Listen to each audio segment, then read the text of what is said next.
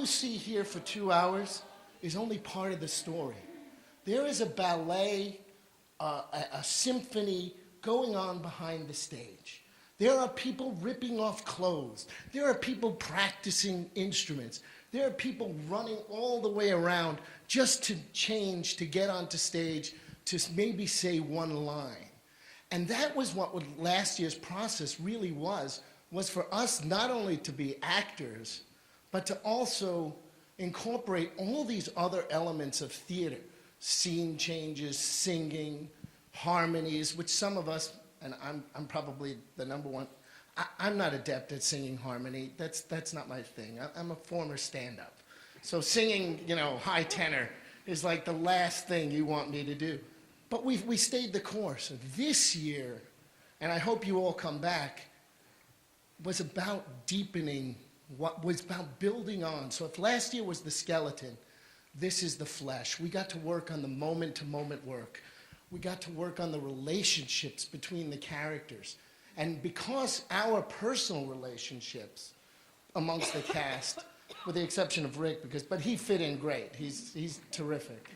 We all became closer because we've been through the battle together.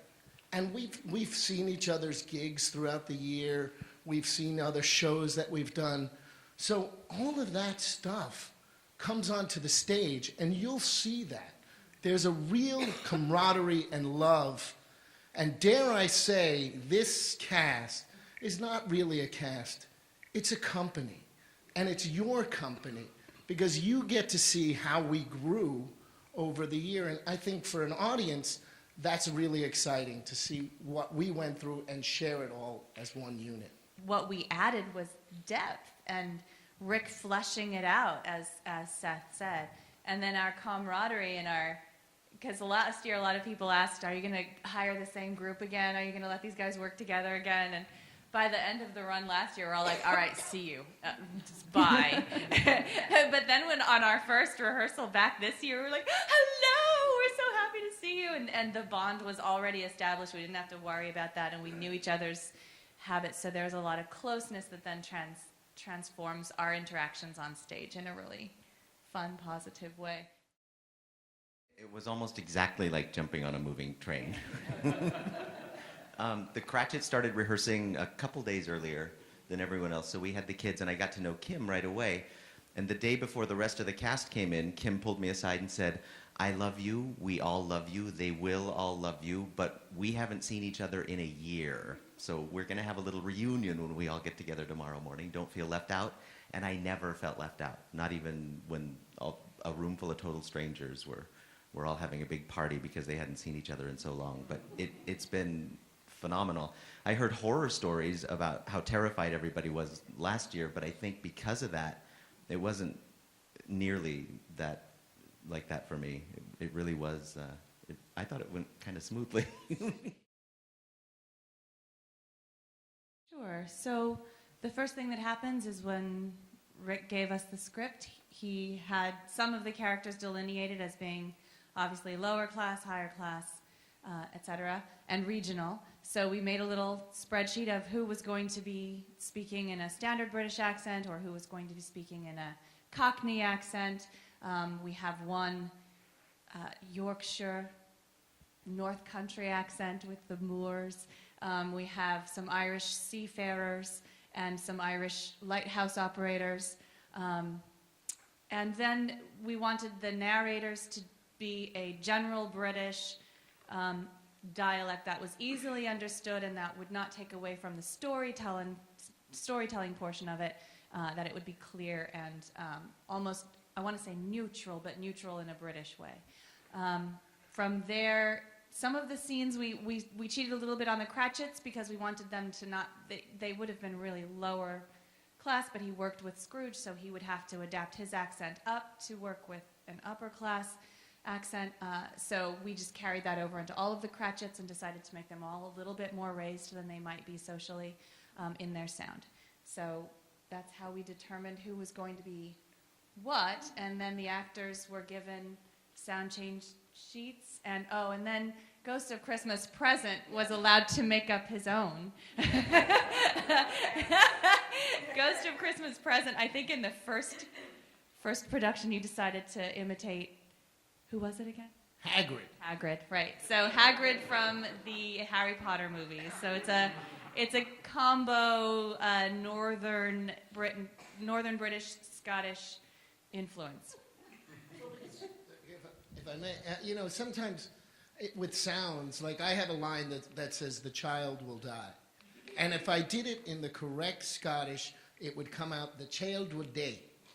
And no one would understand what I'm saying.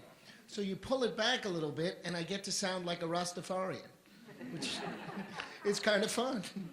The only person I have a lot of interaction with is Mr. Cratchit, and so I got to really make fun of him a lot. And it was a part of our bantering relationship that it turned into that. And then he would mess with me because I would give him a note. Yes, you would. What was the one that still, that the began, yes, the sound began, at last he began to think, and I gave him, it's not at last he be gone, because he was saying, at last he be gone, and I was in the wings going, oh, it's began. And I would give him the note, and I'd say, it's began, and he goes, be gone. No, began, no, be gone. And then he messed up on stage. Oh, and then he messed up because he was not taking it. So sometimes it was difficult. And even yesterday, I went off stage and went to one of the dressers. Do you have a notepad? I need to write this down. And wrote down some notes for an actor off stage on the dresser's notepad. So sometimes it pulls me out. I come from the W.C. Field School of Acting. No. Let me start with the older kids. We have 4 students who couldn't be lovelier. And, we've bonded with them like we've bonded with any other castmate. But it's great because they'll come up to us because they're working on other projects and might ask, questions about the theater, or it's fun teaching them things like who Henrik Ibsen was, because they don't learn this stuff, And then as far as the kids go, you can't compete with the kids. I mean, little Allie is the most adorable thing, and 25 years later, I can't get a reaction from an audience that, no, Father, you can't cancel Christmas, and everyone died. The whole audience is like with her, because one of the beautiful things how Ric directs them is he directs them also to just be kids. So what you're seeing is actually real. They're doing real stuff. It's kind of interesting. And you never know what the kids might or might not do, which immediately makes us have to be on our toes. We have to watch what's going on, and it keeps us grounded in the play. So in a way, it's a blessing to have the kids, and I love having the San Jose State students. Because, I came from a family of teachers, so, like I said, who Henrik Ibsen is. I won't even bother explaining Strindberg. During the Cratchit scene, Mr. Cratchit plays the guitar while Tiny Tim sings a song. And I was having a hard time remembering the chords for the song because there was so much else to learn during 3 weeks of rehearsal. And I realized 2 nights after stumbling through one section of the song, I looked up at, is it Charlie? I looked up, what are our kids' names? Becky. I looked up at Charlie, and he was looking at me, making eye contact, and going, B. He was telling me the chords that I wasn't playing. So I love the kids. And the enthusiasm that the San Jose State students have. They're doing 4 projects and all kinds of other things for school, and they come in here with more enthusiasm than I can remember ever having in my